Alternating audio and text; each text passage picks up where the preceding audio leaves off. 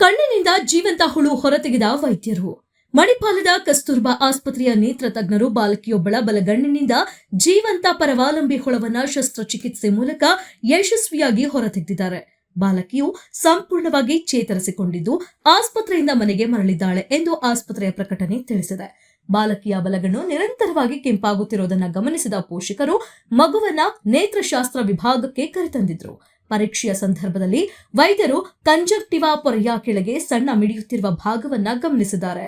Slit lamp bio microscopy ಪರೀಕ್ಷೆಯು ಜೀವಂತ ಪರಾವಲಂಬಿ ಹುಳುವನ್ನ ಪತ್ತೆ ಹಚ್ಚಿದೆ.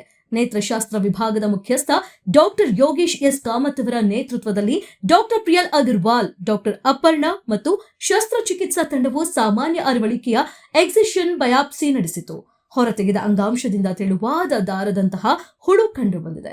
ಕೆಎಂಸಿ ಮಣಿಪಾಲದ ಸೂಕ್ಷ್ಮ ಜೀವಶಾಸ್ತ್ರ ವಿಭಾಗದ ಸಹ ಪ್ರಾಧ್ಯಾಪಕ ಡಾಕ್ಟರ್ ವಿನಯ್ ಖನ್ನಾ ಅವರು ಅದನ್ನ ಡೈರೋಫಿಲೇರಿಯಾ ರೆಪೆನ್ಸಿ ಎಂದು ಗುರುತಿಸಿದ್ರು.